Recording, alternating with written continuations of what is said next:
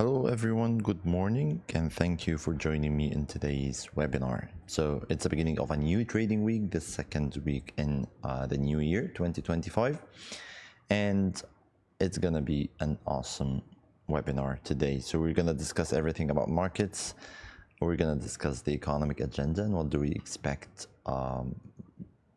what economic releases are expected to take place during this week, and what are the technical analysis scenarios that could happen and how could we trade during the week. Please just confirm in the comment section below if the sound is okay, if you can hear me well, and if you can see me well. Just confirm in the comment section, please. So people are starting with early questions. Confirmed. Okay, who all here in this webinar? What do you mean? I'm not sure about this question. Anyway, sound and video are good. Okay, thank you so much for joining me today, and let me start quickly by having a discussion or a very brief look on the economic agenda for today. So today is the 13th of January. It's Monday, as we said, the beginning of a new trading week. How many people in this webinar? I'm not sure why you are so concerned about this. Okay. Anyway, starting off with today as Monday, the 13th of January, I can see nothing I'd personally be expected, or I'm expecting no volatility or no higher volatility than usual during today. Nothing pretty much on the economic agenda here. We only have the one-year consumer inflation expectations for the month of December and the federal budget balance. So yeah, they are important if you're gonna want to have a look at the broader economic outlook in the US. However, for me, I don't really believe this could have any direct impact on the volatility during the US sessions. Normally, Mondays, as you always see me say, that it doesn't really have many economic releases scheduled on Mondays. So most often than not, you will have that Mondays are basically empty when it comes to the economic agenda. However, to me, Monday is always the risky or the most risky day during the week. Why is that? Because basically markets are still digesting whatever news that could have happened during the weekend, right? So markets are closed on Saturday and Sunday. When markets are back on Monday, I would want to wait and see how these sessions are basically starting the week. What's the sentiment at the beginning of the week? Or is there any like risk averse sentiment, or risk on, or the risk off? What's the risk sentiment? What are the asset classes that are rising by the beginning of the week, and so on? So normally Asian sessions, you can never have a direction from the Asian markets. And anyway, today the Japanese markets are off for the holiday, which is called the Respect for the Age Day. But generally speaking, Asian markets are weak. Couldn't decide the direction for the week. So I usually wait for the first London session to kick in, and of course the US session after that. So when the US session is in, I would want to see how the first three sessions on Monday, which is Tokyo session or the Asian session, the European or the London session, as well as the US markets, how they actually performed. How did gold do if the three sessions are basically buying gold? So this gives me some risk off sentiment and so on. So it's risky to just start the weekend trade without feeling or sensing what markets are doing at the moment. What's the risk sentiment in the market? So although it has no economic releases, I almost never trade on Mondays unless it's a swing trade. So swing trades, it's fine, because a swing trade is basically where I look at the daily and the weekly charts, and that's that.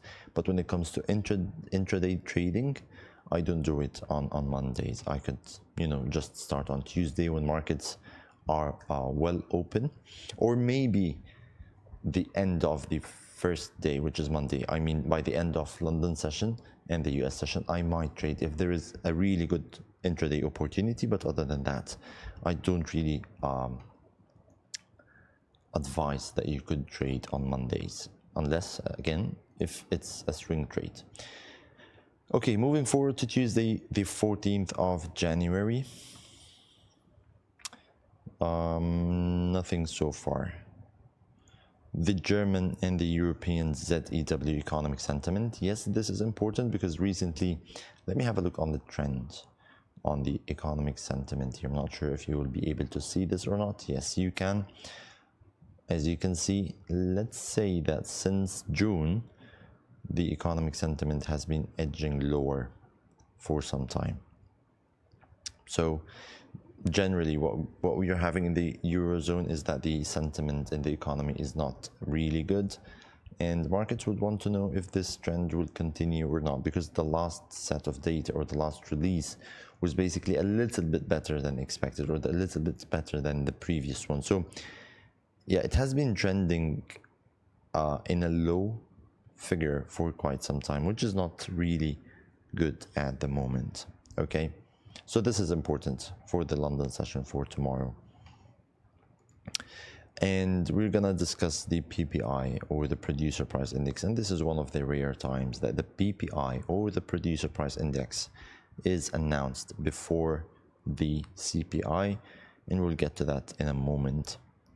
And we have the EIA short-term energy outlook, which is really, really important for, you know, a medium to a long-term view on oil markets. I think I'll have to do this a little bit because yeah. Okay, on Wednesday, or basically very late Tuesday, we will be having FOMC member William speak.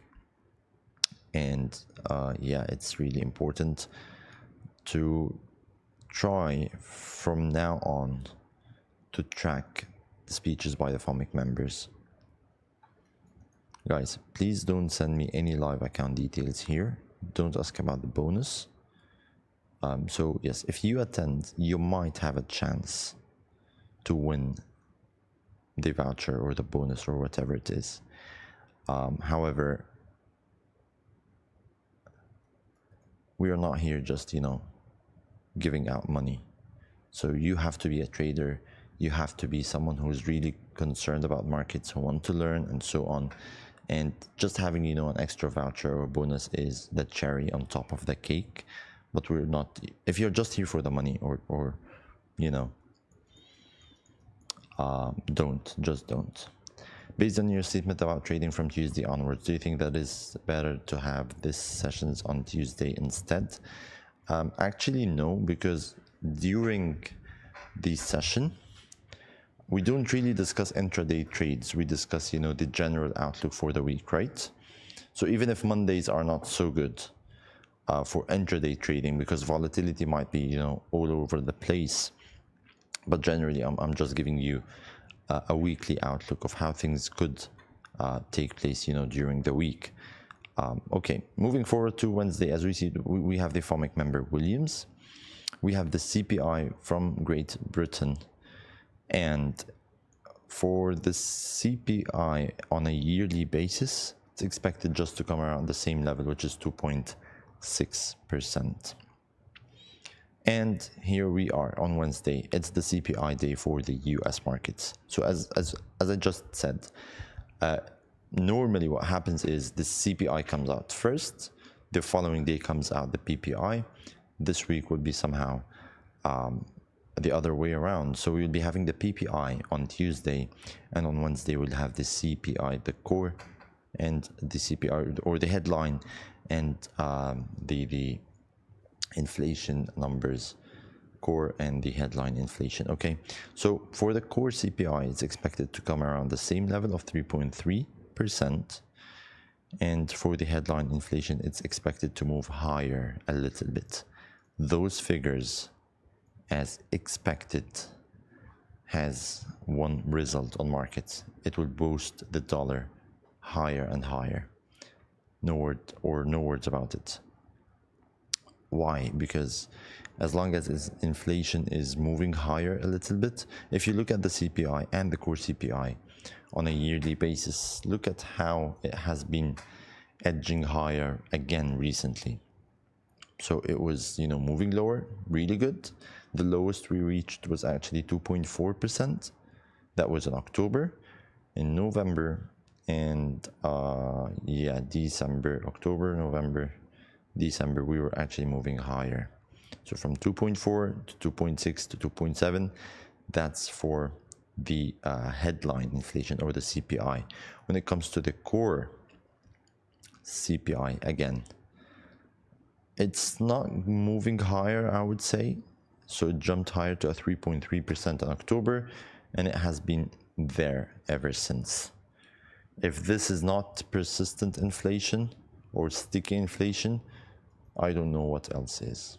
Okay, so if numbers are actually in this, sense of that, the inflation is not moving lower, again, the Federal Reserve will have to skip, cutting interest rates in this month meeting in January.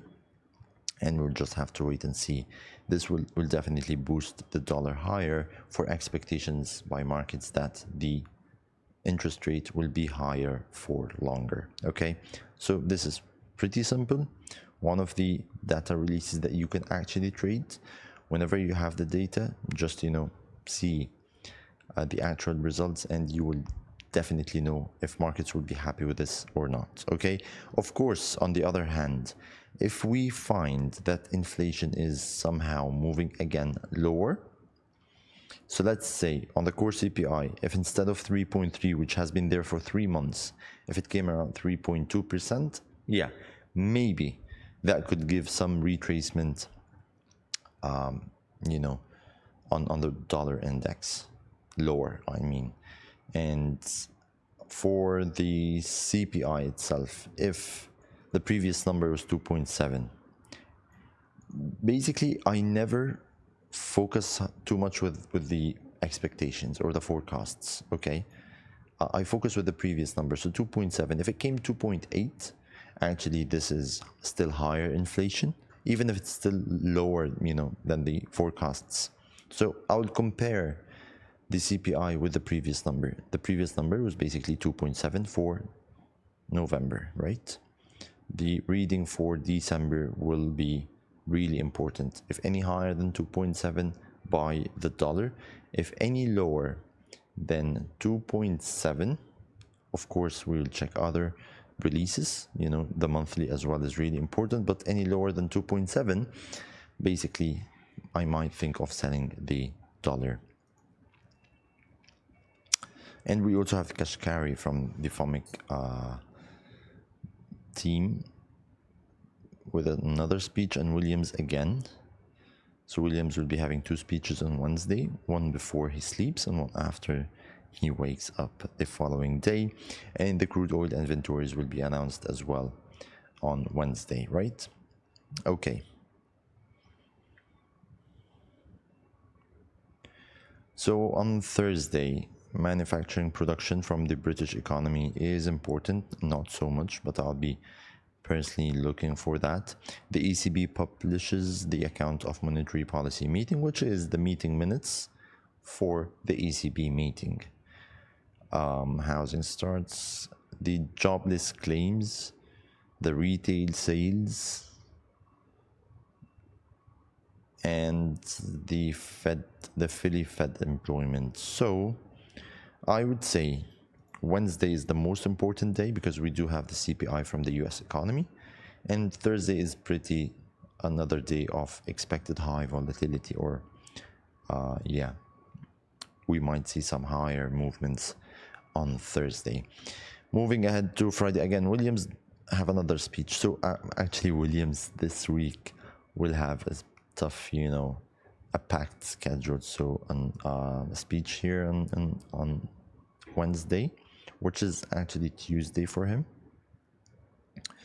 and another speech. So Tuesday, Wednesday, and Thursday, Williams will be having a speech to markets. Really good. But I would personally focus with the first one, because if there's anything important that he would want to say to markets, or would want to say about what he thinks is the best course of action, as the expected monetary policy from the Fed, actually we'll say it in the first or the second speech Yeah, moving forward to Friday, a lot of Chinese data, the retail sales from the British economy,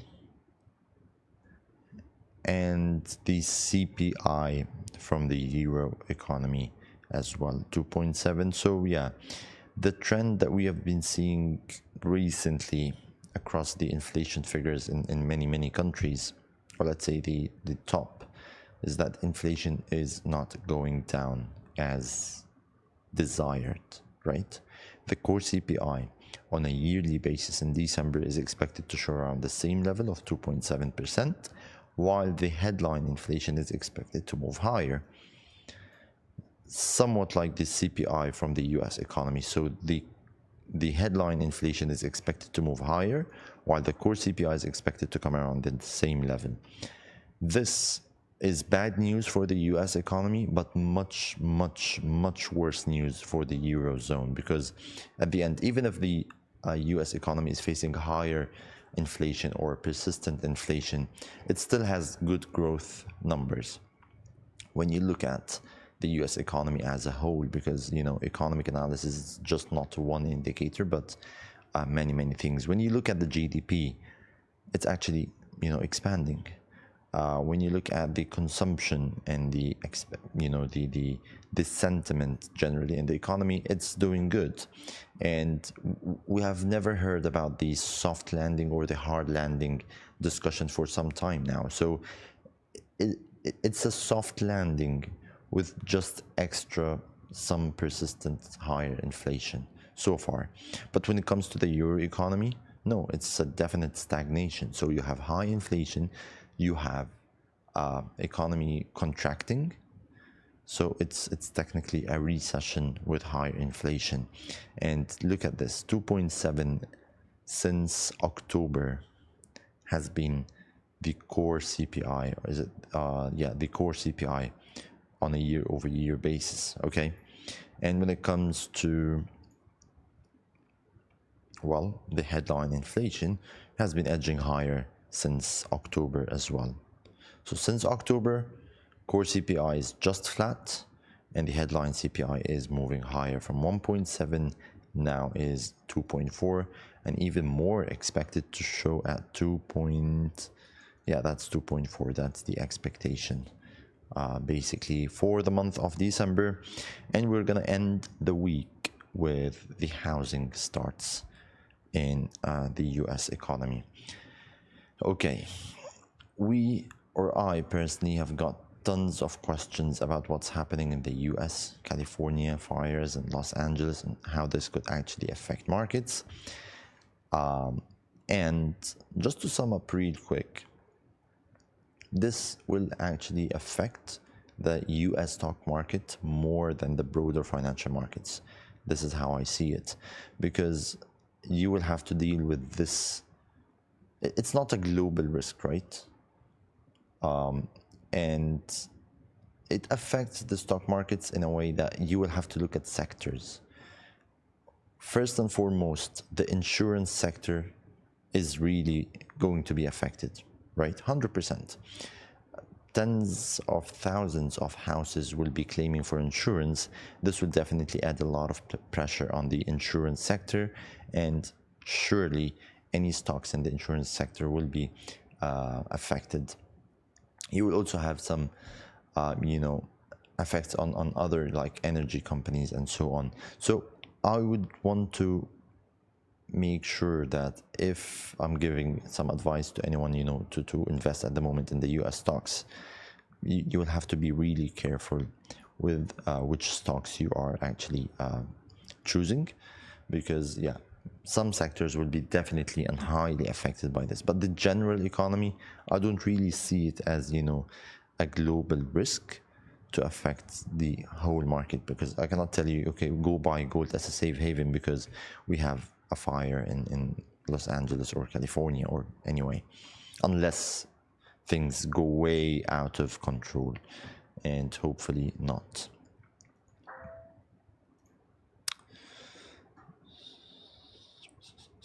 Okay, let's start having a look on the market.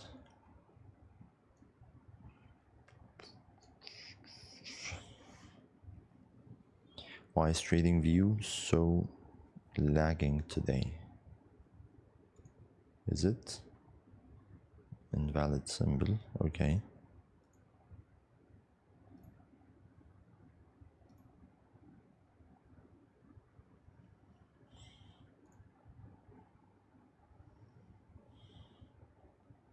Wow. Well, we'll have to work on a plan B in case trading view is having an outage or something. Just a moment.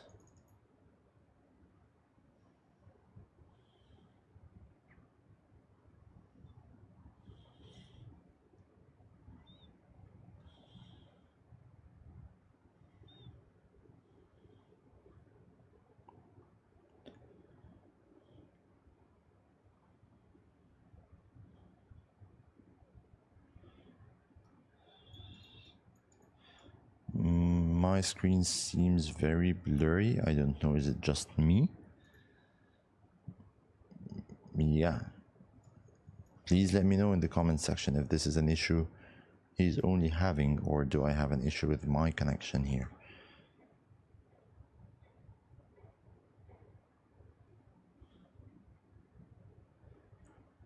Not even sure if I'm still connected. Blurred. Okay. Okay guys, apparently I'm facing some technical issues here. I think I'll be back in a moment. But can you hear me actually? Are we still connected? Yeah.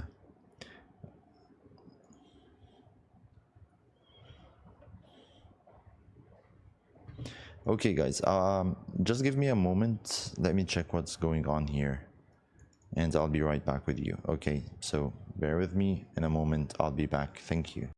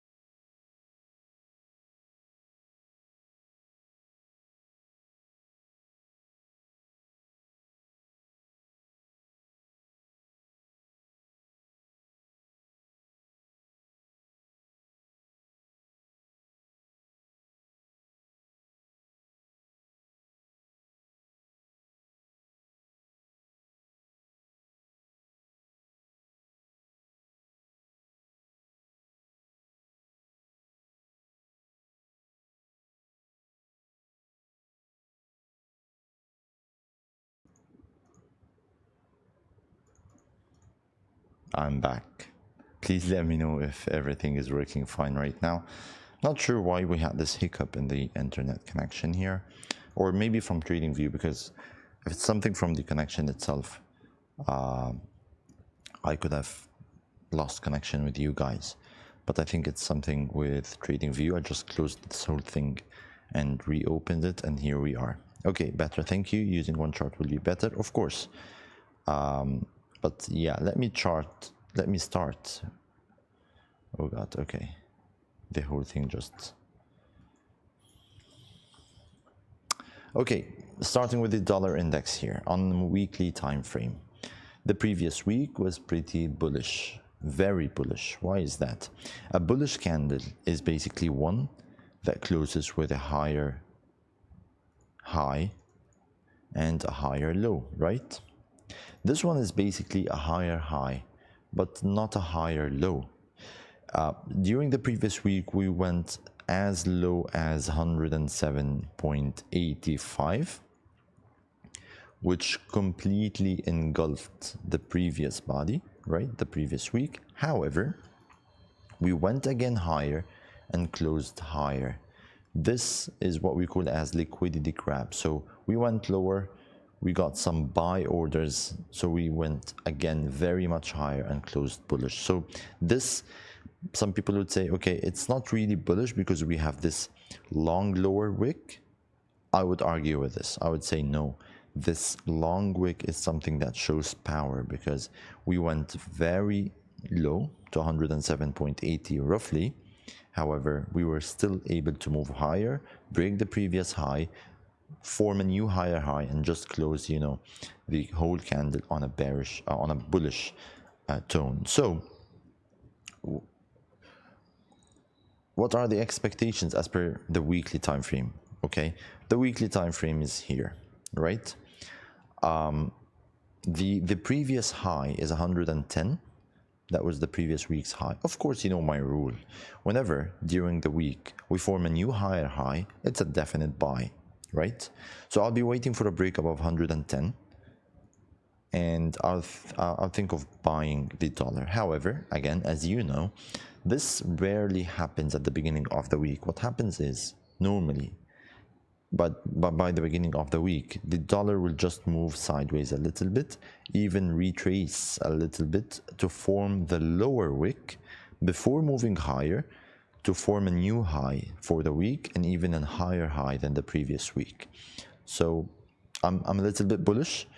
However, during the week, let me say that I'll be looking for something like this. Of course, in the same candle. Okay, so move lower to form the lower wick, move higher, and my entry will be a break above the 110.07. That's for the weekly. It's not 100% sure. So far, I'm just getting the bias from the weekly. The bias is basically bullish. And when you look at the previous price action, you see those two candles. Now, yeah, let me focus here. Those two candles, they were basically bearish. This candle was very, very indecisive, very long-legged doji. However, look at what happened after this. A straight move lower. So this is basically 110.76. There's definitely an area of supply here, and I'll show you this one on the daily time frame. But what I mean to say is, around the levels of 110.50 is somewhere that we will be targeting during the week, because this is the next resistance.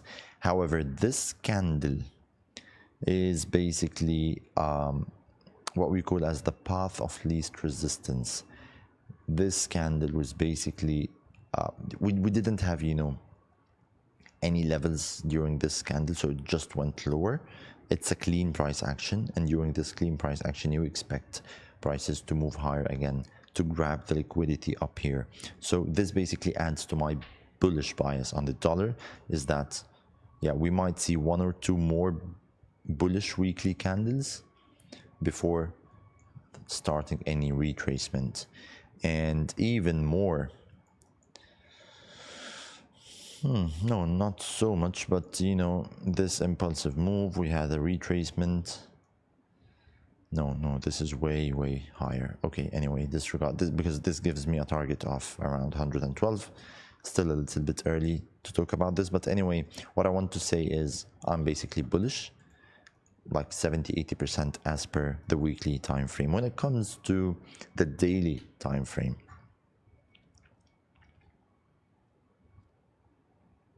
nothing pretty much to be said, right?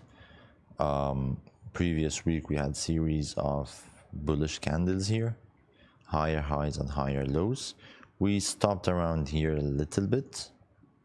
However, we had another entrance from bulls, and we are continuing to move higher. So this is the high of the weekly candle, it's the high of Friday, and again, when we move higher, we're just gonna continue the move. Anyway, now when you focus on the daily time frame, what you can see here is we broke the last resistance.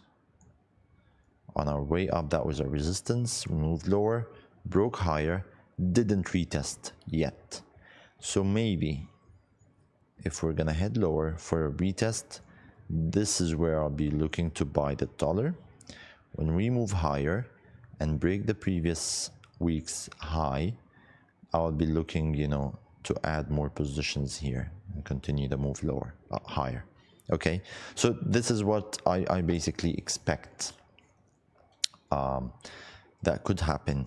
And if you look at the weekly time frame now, if we are expecting this candle to retrace a little bit, we'll have to just, check Fibonacci retracement around here and add some levels, 0.5, 0.32. No, that's incorrect.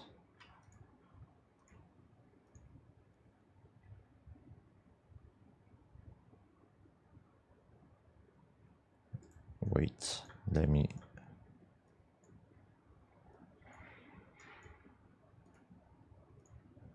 Yeah, this is what I'll be looking for. So this is the previous week's move. If we were going to retrace a little bit, I'll be targeting the 38.20% because this is a cluster of Fibonacci retracement as well as a previous support.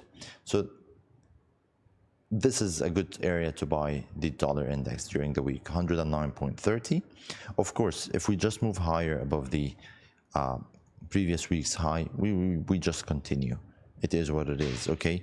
But in case we didn't break higher, a move to 109.30 is something I would personally be very happy to see happen, even more if you are someone who likes to work with lines and draw lines and so on. Yeah, this shows you that there is some sort of an upper limit here. Again, there is some sort of... So yeah, a move lower again to 109.30. This gives you, wait, this is actually a price channel that we can do like this. Something like this. So you can see, as we said, this is a previous resistance expected to be support. After the breakout, we can retest. You also have this middle line of the channel, which is support. And in case we move down a little bit, you still have the lower limit. So I personally believe that, yeah, there is some strong support levels here on the dollar, just around the 109.20, 109.30, which might give me some really good buying opportunities on the dollar during the week, right? It's the dollar index. Okay. We have the CPI, right? This technical scenario, in order for it to play out, the CPI must come higher than expected, or just around the same level, because, or just around the expectations, because expectations are that, the inflation will be persistent, right? So if expectations are okay, are right, the dollar index will continue to move higher, and that's what I would be willing to see during the week. Do you have any questions? I usually take a lot of time on the dollar index because if you actually analyze the dollar index really good, it will somehow give you a bias on gold, the euro, and so on. Let's have a look on gold. Where is gold? I've just,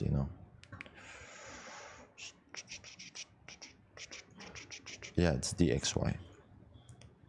On the weekly time frame, bullish candle, really bullish, nothing else to say.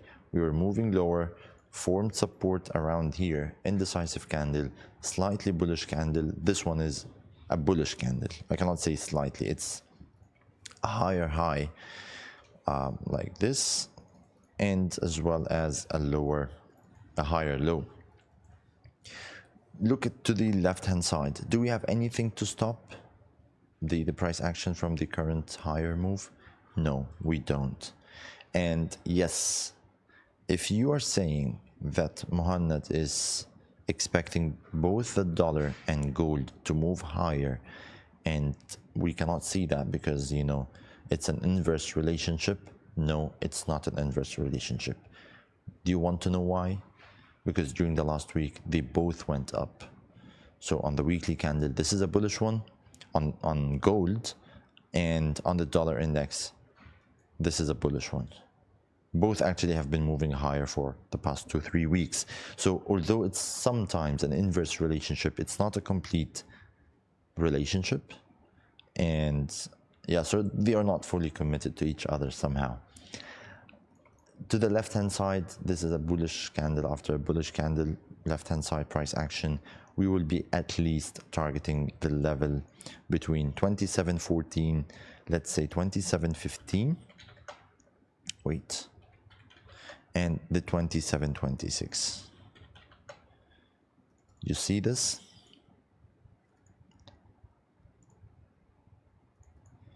This is a level of resistance, and it was previously some sort of supply around here. So I highly expect that the gold will be moving higher during this week. Yeah, this is what I'm looking at the moment, right?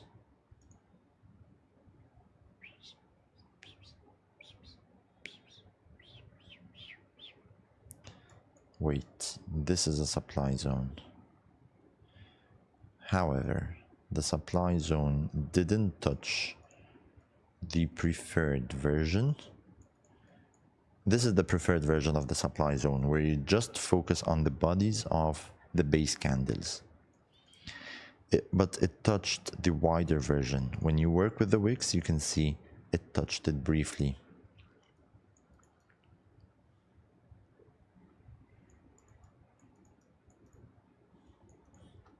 Okay, anyway, we are definitely going again higher to target those levels, because this is an old supply. It's not so fresh at the moment because here we had some new supply. So this is the fresh level, but we cannot actually draw it on the daily time frame. So it will be really good to draw it on, now that's not good, on the 8-hour or maybe the 4-hour time frame. That is not good. Why? Because here, this is a supply zone, right? And if you know anything about our webinar that we have previously performed about supply and demand, is that when you have a move higher, so it's a rally base drop, this is a supply zone. Where's the base? This is the base candle. What I don't like about this base candle is that it's only one candle with really long wicks. So if we work with the preferred version, where we just neglect the wick, actually it says that we didn't yet reach the supply zone. However, if we work with the wide version, we actually touched it. We actually touched the supply zone. And that's why I don't really like this supply, because it's really wide. If we work with the wide version, it's not really good. Okay, so the weekly is bullish, gives me bullish bias. The daily and the 8-hour time frame is not so bullish, because it's, yeah, it might continue moving higher, but it might not. Anyway, the decision will be in the 4-hour and the 1-hour time frame, because look at this. Gold has been, moving higher for some time. I don't like momentum here. And as you can see, the wicks recently on the 4-hour time frame, it just tells you that there is a huge indecision here. So in this case, we have one of two scenarios, right? And you'll have to really focus on this with me. The first scenario is that we will be targeting the supply zone, the preferred version of the supply zone, on the 20 or around the 27.20, okay, as per the weekly time frame, and just the weekly time frame. Or we could just, so maybe this could happen, right? I'm more biased to see this upward move. Or what could happen is maybe markets will say, okay, we already reached the supply zone, and instead of moving higher, we will just, move lower from here because we actually touched the supply zone. I'm telling you that I don't know what gold will do in a very nice way that could teach you how to read price action. I really hope that you follow what I'm saying, because literally right now I don't know what will happen. Okay, we will try to sort it out on the smaller time frames, but as per the signals I'm getting from markets, okay, it's a huge upward move. Maybe it could extend a little bit. We have a supply zone around here, but a major supply zone that we already touched, we might move lower. Do you follow and understand what I'm saying? Okay, in this case, you want to know what's the best course of action to do? Just wait. Wait for what? Wait for this sideways range on,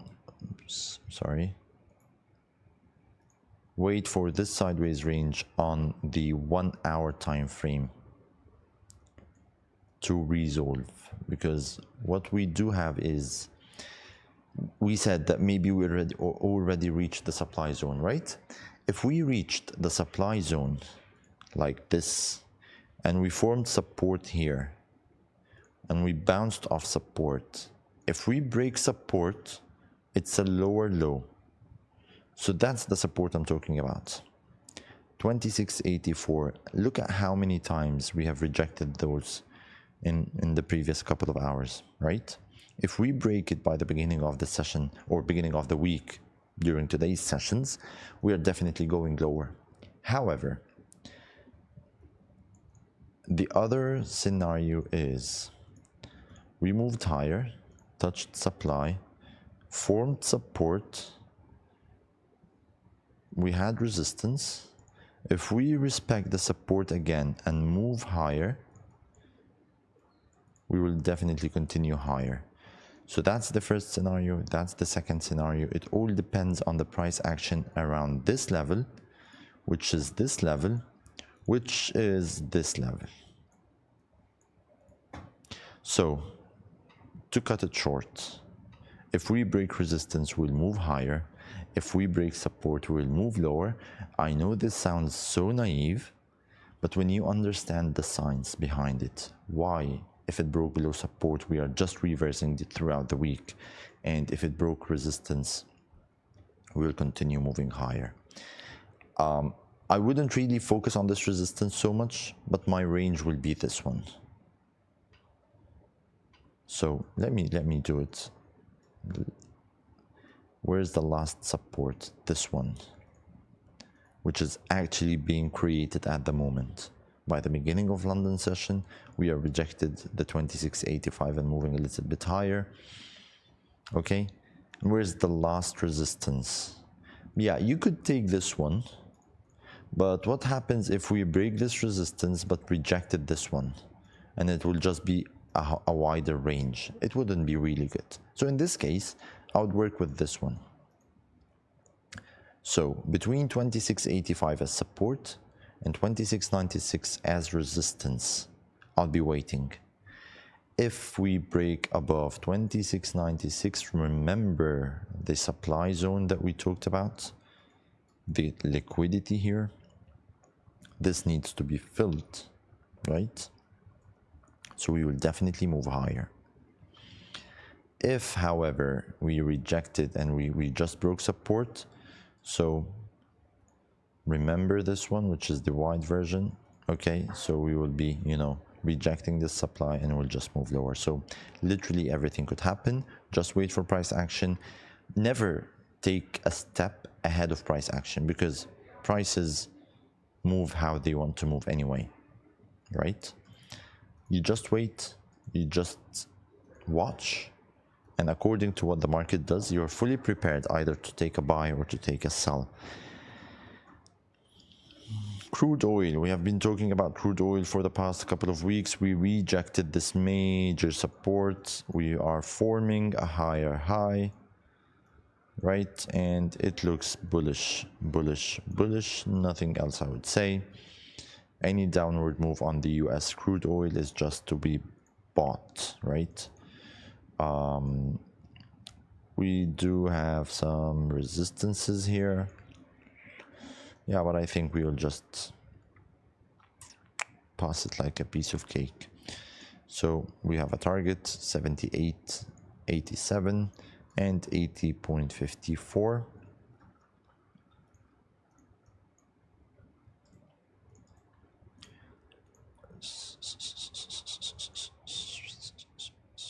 Yeah, I want to talk about Bitcoin.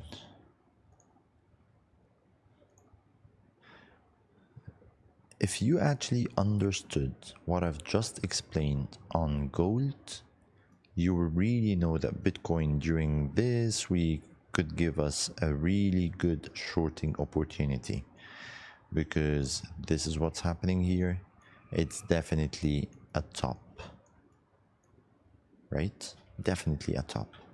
What's happened is, of course, we don't have previous price action, right?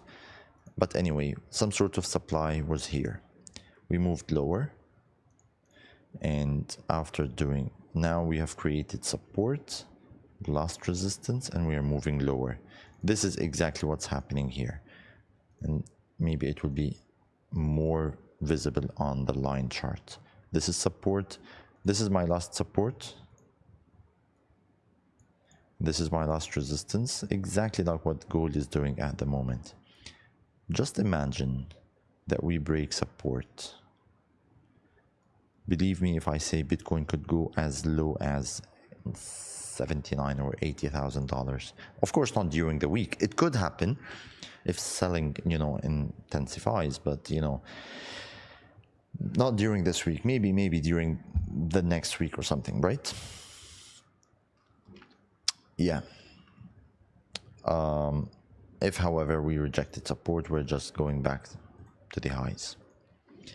I'll have to end the session with the euro and the Japanese yen. It's just bearish. Nothing else to be said. A weekly candle is bearish, moving lower. The daily is bearish.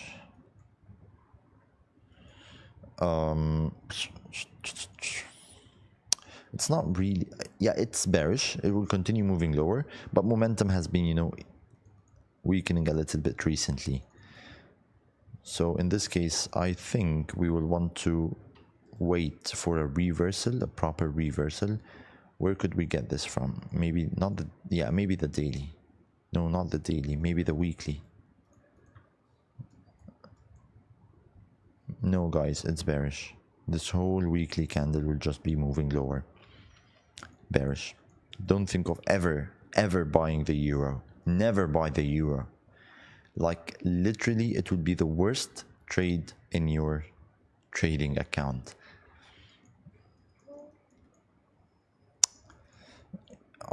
Where's the dollar yen? I just messed up, my whole watch list. It was in a specific order and I couldn't find instruments at the moment. The dollar yen on a weekly time frame, you can see the last 2 weeks moving sideways. Nothing crazy, right? And if you're moving sideways on a weekly candle, and we moved higher. So yeah, that was a previous resistance. We broke higher, but after breaking higher, momentum is not good. So maybe at least we will be heading back for a retest to the 156. So I'm not actually really happy with what's going on the dollar yen. Yeah, you can see, I wouldn't say it's a price channel, but maybe. Let me double check. Wait, what's happening? Yep, here we go.